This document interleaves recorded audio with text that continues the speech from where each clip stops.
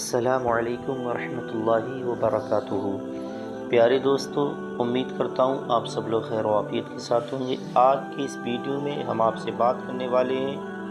سورہ بقرہ کے بارے میں۔ دور حاضر میں یہ دیکھا جا رہا ہے کہ بہت سارے لوگ اس بات کو لے کر کے پریشان ہیں۔ انسان کے پاس طرح طرح کی پریشانیاں ہیں، کوئی کاروبار کو لے کر کے پریشان ہے،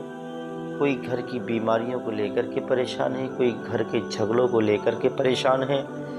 کوئی اولاد نہ ہونے کی بنا پر پریشان ہے، اور کوئی اولاد ہونے کے باوجود بھی اولاد اس کے ساتھ نافرمانی کر رہی ہے، اس بات کو لے کر کے پریشان ہے۔ کوئی بیجا مقدمہ بازی میں گرفتار ہے، کوئی کسی کا عزیز قید میں گرفتار ہے۔ ہر انسان کی الگ الگ مجبوریاں دکھائی دے رہی ہیں۔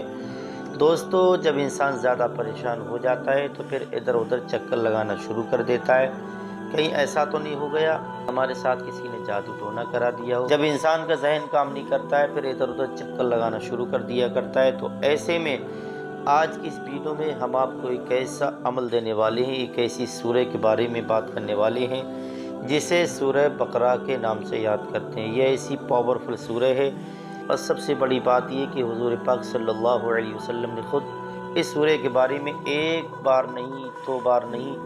کئی جگہوں پر کئی مرتبہ پیارے آقا صلی اللہ علیہ وسلم نے ارشاد فرمایا ہے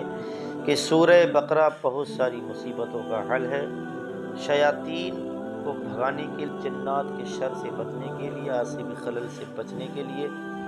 آسیبی خلل کو دور بھگانے کے لیے آپ اپنے مکان کے اندر سورہ بقرہ کی ایک بار تلاوت چاہے کر لیا کریں، چاہے سن لیا کریں۔ اگر آپ اپنا کوئی بزنس کرتے ہیں،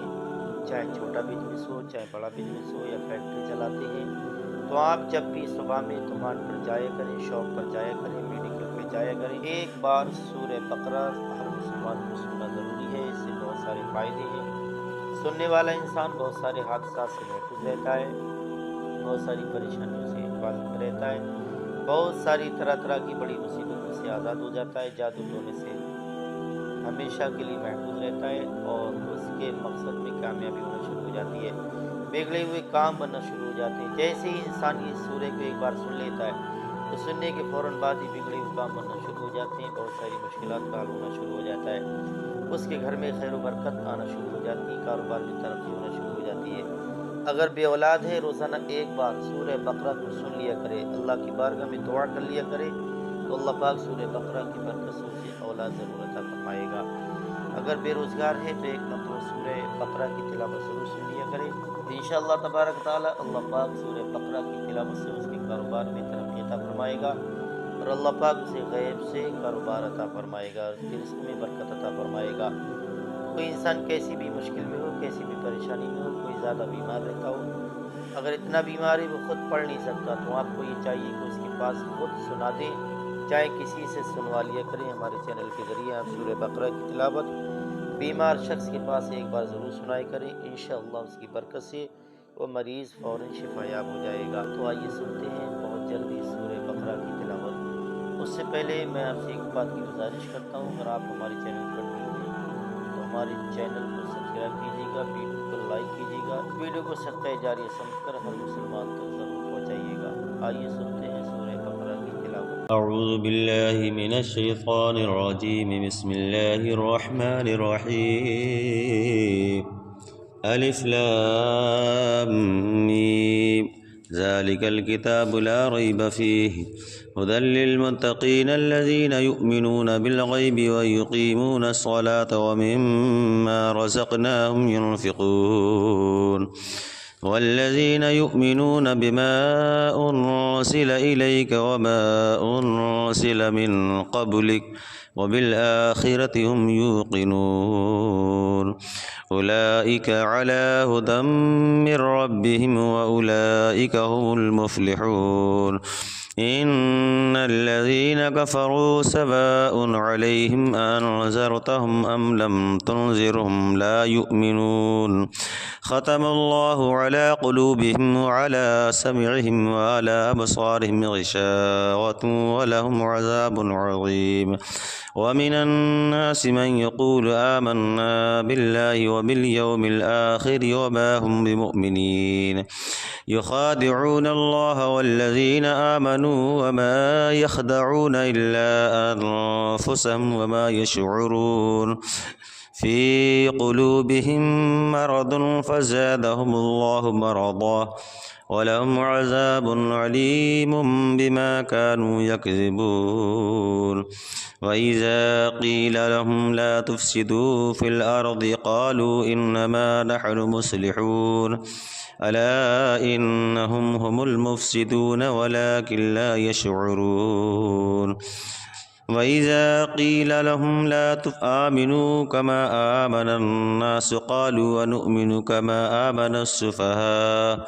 ألا إنهم هم السفهاء ولكن لا يعلمون وإذا لقوا الذين آمنوا قالوا آمنا وإذا خلوا إلى شياطينهم قالوا إنا معكم إنما نحن مصلحون ألا الله يستهزئ بهم ويمدهم في طغيانهم يعمهون أولئك الذين اشتروا الضلالة بالهدى فما ربحت تجارتهم وما كانوا مهتدين مثلهم كمثل الذي استوقد نارا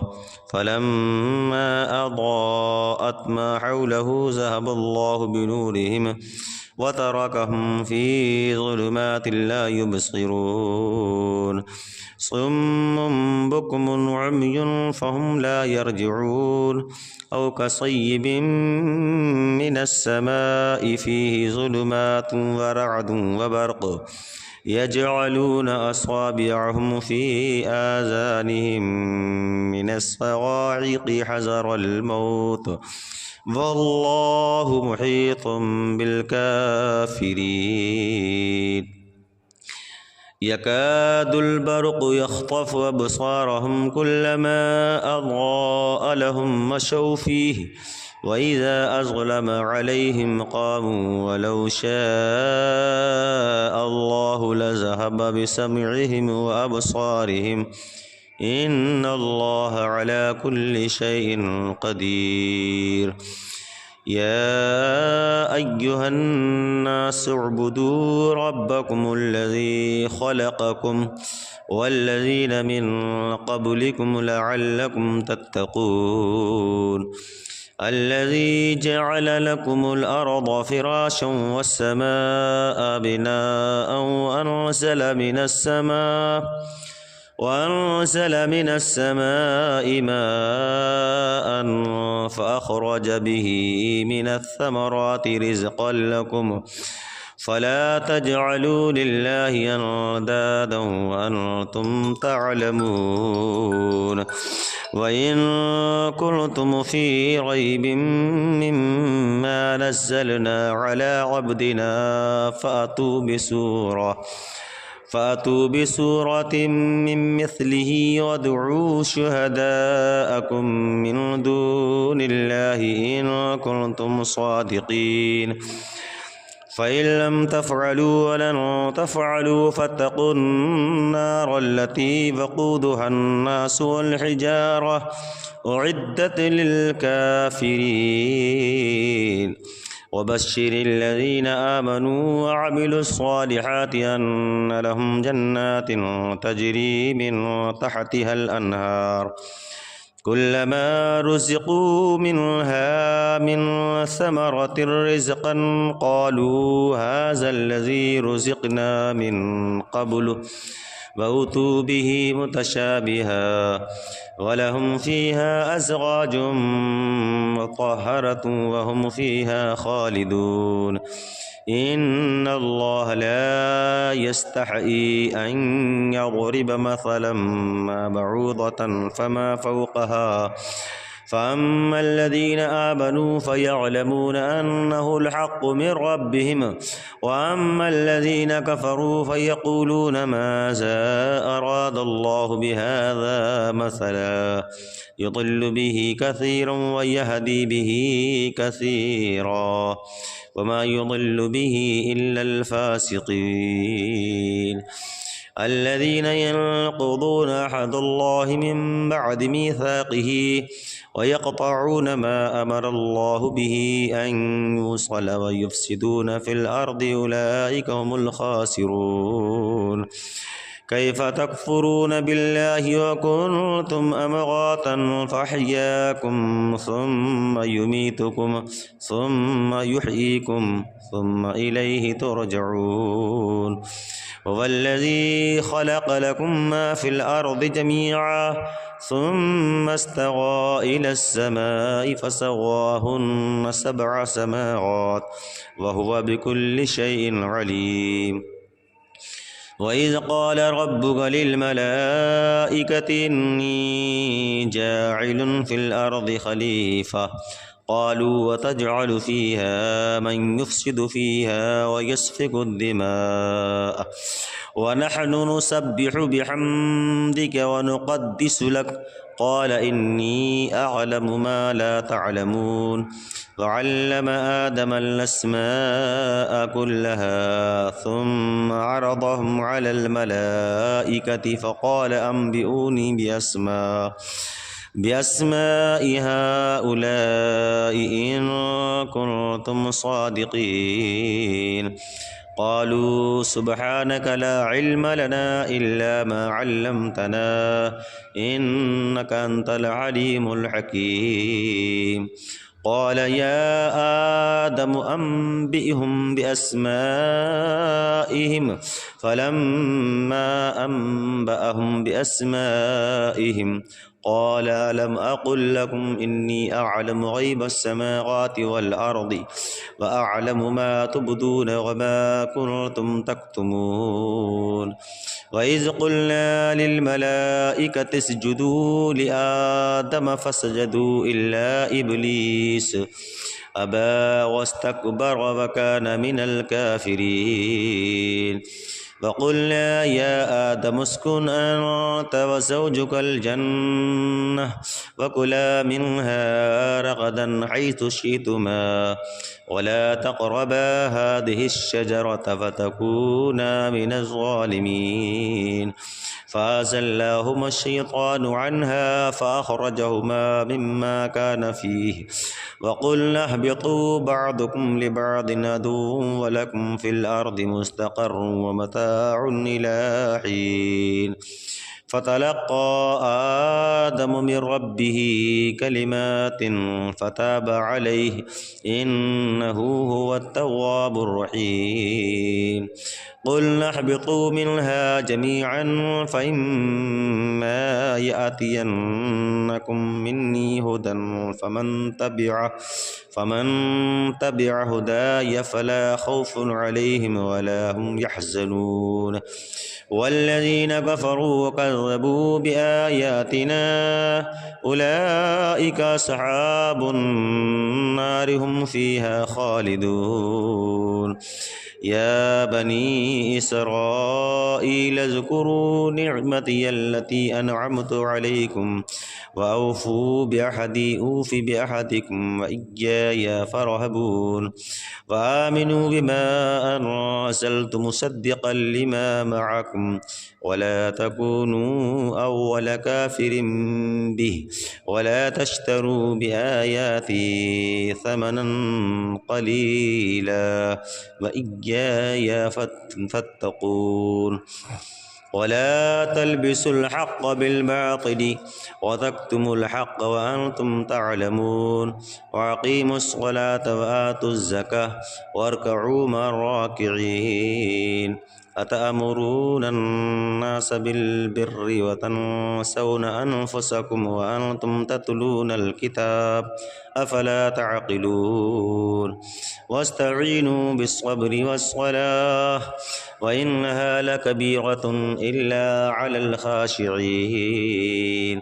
الذين يظنون أنهم ملاقو ربهم وأنهم إليه راجعون صدق الله العظيم أعوذ بالله من الشيطان الرجيم بسم الله الرحمن الرحيم ألف لام ميم ज़ालिकल किताबु ला रैब फ़ीहि हुदल लिलमुत्तक़ीन अल्लज़ीना युमिनूना बिलग़ैबि व युक़ीमूना अस्सलाता व मिम्मा रज़क़नाहुम युनफ़िक़ून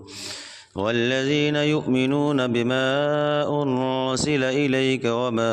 उन्ज़िल मिन क़ब्लिक व बिलआख़िरति हुम यूक़िनून उलाइका अला हुदम मिर रब्बिहिम व उलाइका हुमुल मुफ़्लिहून इन्नल्लज़ीन कफ़रू सवाउन अलैहिम अअन्ज़रतहुम अम लम तुनज़िरहुम ला युमिनून ख़तमल्लाहु अला क़ुलूबिहिम व अला समइहिम व अला अबसारिहिम ग़िशावतुन व लहुम अज़ाबुन अज़ीम व मिनन्नासि मन यक़ूलु आमन्ना बिल्लाहि व बिलयौमिल आख़िर व मा हुम बिमुमिनीन युख़ादिऊन अल्लाह वल्लज़ीन आमनू व मा यख़दऊन इल्ला अन्फुसहुम व मा यशऊरून फ़ी क़ुलूबिहिम मरदुन फ़ज़ादहुमुल्लाहु मरदा व लहुम अज़ाबुन अलीमुम बिमा कानू यकज़िबून व इज़ा क़ील लहुम ला तुफ़सिदू फ़िल अर्दि क़ालू इन्नमा नहनु मुस्लिहून अला इन्नहुम हुमुल मुफ़सिदून वलाकिन ला यशऊरून व इज़ा क़ील लहुम ला आमिनू कमा आमनन्नास क़ालू अनुमिनु कमा आमनस्सुफ़हाअ अला इन्नहुम हुमुस्सुफ़हाअ वलाकिन ला यअलमून व इज़ा लक़ुल्लज़ीन आमनू क़ालू आमन्ना व इज़ा ख़लौ इला शयातीनिहिम क़ालू इन्ना मअकुम इन्नमा नहनु मुस्लिहून अला अल्लाहु यस्तहज़िउ बिहिम व यमुद्दुहुम फ़ी तुग़यानिहिम यअमहून उलाइका अल्लज़ीना इश्तरौ अज़्ज़लालत बिलहुदा फ़मा रबिहत तिजारतुहुम व मा कानू मुहतदीन मसलुहुम कमसलिल्लज़ी इस्तवक़द नारा फ़लम्मा अज़ाअत मा हौलहु ज़हबल्लाहु बिनूरिहिम व तरकहुम फ़ी ज़ुलुमातिन ला युबसिरून सुम्मुन बुक्मुन उम्युन फ़हुम ला यरजिऊन औ कसय्यिबिन मिनस्समाइ फ़ीहि ज़ुलुमातुन व रअदुन व बर्क़ यजअलून असाबिअहुम फ़ी आज़ानिहिम मिनस्सवाइक़ि हज़रल मौत वल्लाहु मुहीतुम बिलकाफ़िरीन यकादुल बर्क़ु यख़्तफ़ु अबसारहुम कुल्लमा अज़ाअ लहुम मशौ फ़ीहि व इज़ा अज़लम अलैहिम क़ामू वलौ शाअ अल्लाहु लज़हब बिसमइहिम व अबसारिहिम इन्नल्लाह अला कुल्लि शैइन क़दीर या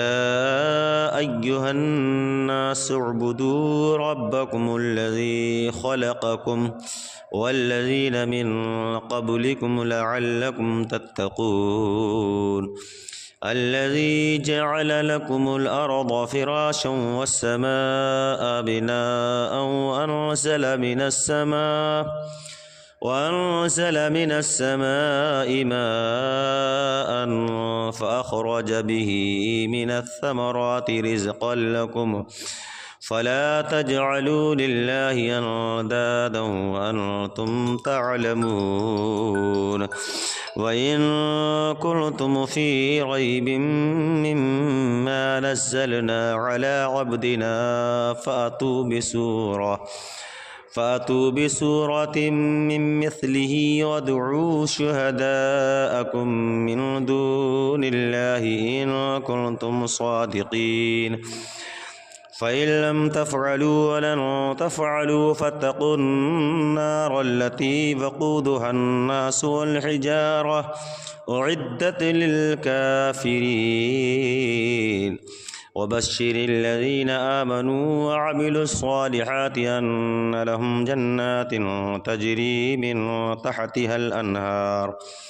كلما رزقوا منها من ثمرة رزقا قالوا هذا الذي رزقنا من قبل وأتوا به متشابها ولهم فيها أزواج مطهرة وهم فيها خالدون إن الله لا يستحيي أن يضرب مثلا ما بعوضة فما فوقها فأما الذين آمنوا فيعلمون أنه الحق من ربهم وأما الذين كفروا فيقولون ماذا أراد الله بهذا مثلا يضل به كثيرا ويهدي به كثيرا وما يضل به إلا الفاسقين الذين ينقضون عهد الله من بعد ميثاقه ويقطعون ما أمر الله به أن يوصل ويفسدون في الأرض أولئك هم الخاسرون كيف تكفرون بالله وكنتم أمواتا فأحياكم ثم يميتكم ثم يحييكم ثم إليه ترجعون هو الذي خلق لكم ما في الأرض جميعا ثم استوى إلى السماء فسواهن 7 سماوات وهو بكل شيء عليم وإذ قال ربك للملائكة إني جاعل في الأرض خليفة قالوا وتجعل فيها من يفسد فيها ويسفك الدماء ونحن نسبح بحمدك ونقدس لك قال إني أعلم ما لا تعلمون وعلم آدم الأسماء كلها ثم عرضهم على الملائكة فقال أنبئوني بأسماء هؤلاء إن كنتم صادقين قالوا سبحانك لا علم لنا إلا ما علمتنا إنك أنت العليم الحكيم قال يا آدم أنبئهم بأسمائهم فلما أنبأهم بأسمائهم قال ألم أقل لكم إني أعلم غيب السماوات والأرض وأعلم ما تبدون وما كنتم تكتمون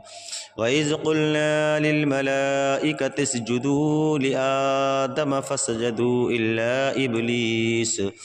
أبى واستكبر وكان من الكافرين وقلنا يا آدم اسكن أنت وزوجك الجنة وكلا منها رغدا حيث شئتما ولا تقربا هذه الشجرة فتكونا من الظالمين فأزلهما الشيطان عنها فأخرجهما مما كان فيه وقلنا اهبطوا بعضكم لبعض عدو ولكم في الأرض مستقر ومتاع إلى حين فتلقى آدم من ربه كلمات فتاب عليه إنه هو التواب الرحيم قلنا اهبطوا منها جميعا فإما يأتينكم مني هدى فمن تبع هداي فلا خوف عليهم ولا هم يحزنون والذين كفروا وكذبوا بآياتنا أولئك أصحاب النار هم فيها خالدون